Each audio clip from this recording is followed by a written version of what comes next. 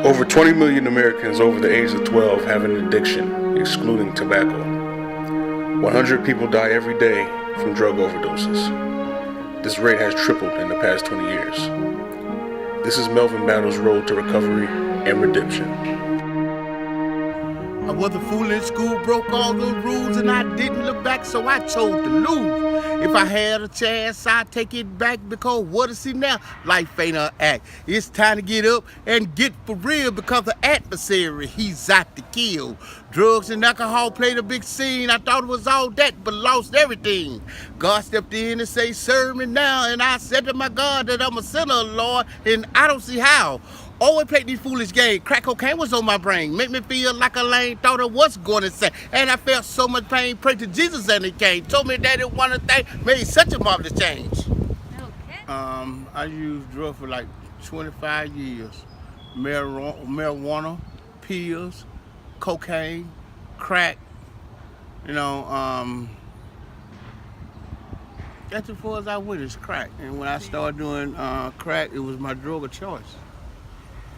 I can't remember when I started using drugs, but I know marijuana was the gateway drug. And when I was using marijuana, I would start drinking alcohol.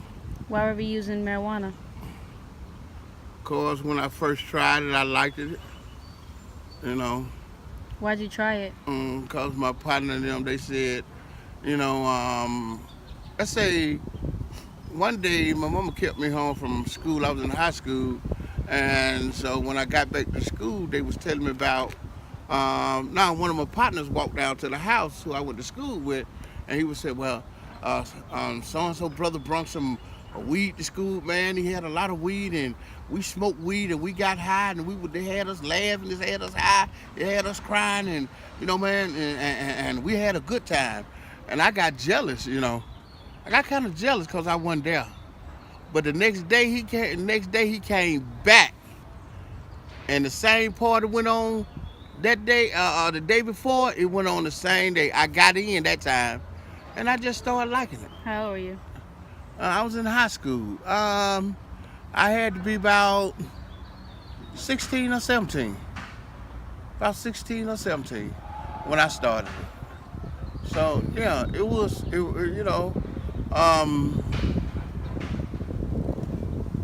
it made me feel good. It made me.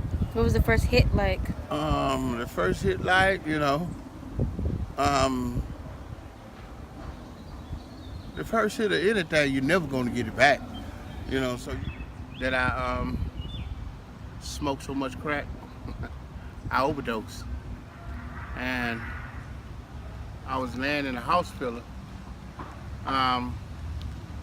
And I had so many tubes. They had so many tubes in me, Well, first of all, when it came to pick me up, and I heard the paramedics say we got this. I was young then, and I forgot what age I was, but they said we got this so and so male this age and that age, and he don't overdose on crack cocaine, and he said.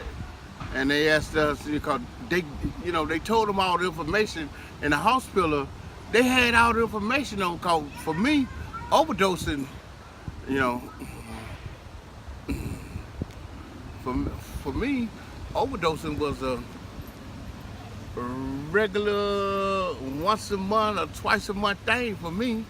And they after the paramedics explained what was going on and who I was, they didn't even say my name, but the people in the emergency room say, "Is that Mr. Battle?" They said, "Is that Mr. Battle?" And they said, "Yeah, this is Mr. Battle." They knew me, and the doctor said, "You gonna come in here, one day, and we're not gonna be able to save you." I didn't overdose, but I went back and got high. That same day I got out the hospital. They call that insanity.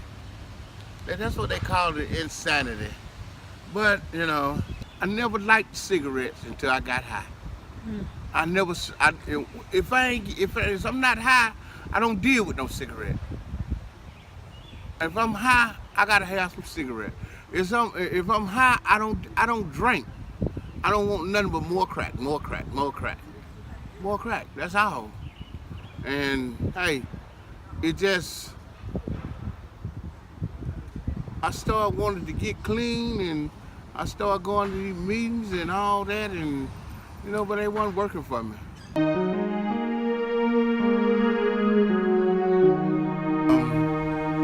I remember him saying, well, in the morning, I'm gonna call the police. I'm gonna have him locked up. He was talking about my brother. Well, all down through the years that you beat us, call us all kind of names, and put all the negativity in our life to start our lives as little children, as little coming up. I don't think a jury in the world would convict him. I really, really, really don't, because all our life we was getting beat by this man until we started growing up and we started fighting back. I'm going to the ministry, rehabs and stuff like that, and me myself, I believe it's all in the mind.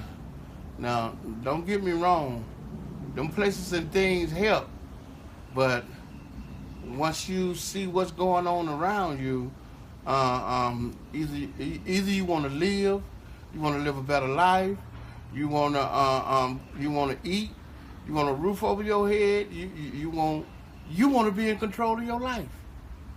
You want to be in control of your life, and I just stopped. I just after 25 years, I just stopped because I didn't want that kind of life no more. Either I was gonna wind up in prison, I was gonna wind up in the crazy house, or I was gonna wind up dead. So I made up my mind, because I can remember when I couldn't even keep no toilet paper in my house because of the drugs, no food.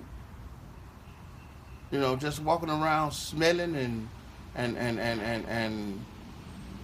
feet smelling, nasty tennis shoes, nasty clothes, all that, Didn't have a decent place to use the restroom.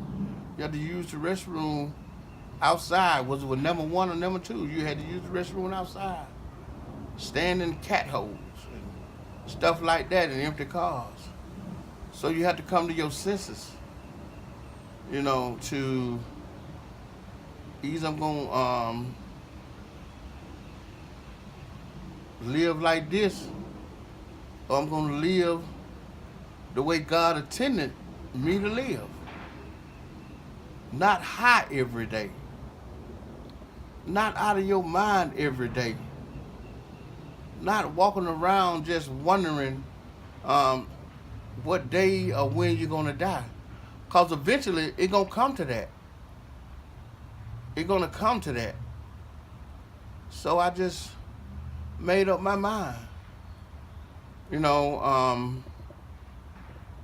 to push back off them drugs and to get in church and start reading my Bible. Oh, it wasn't easy. Start reading my Bible, start praying. It was not easy because the addiction wasn't going to stop coming at you. The enemy wasn't going to stop coming at you. So you had to get yourself a solid foundation. A solid foundation.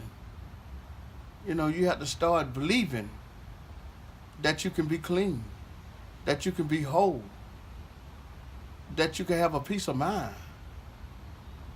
Because I do know the enemy come to kill, steal, and destroy. They say if it have not been for him on my side, you just don't know. I just don't know where will I be. What year did you get clean? I could say 04.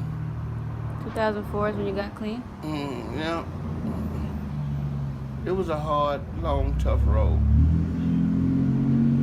It was a long, tough road. Melvin Battle has been drug-free for 13 years. He is currently a minister and travels throughout the country spreading his positive message of resiliency and recovery.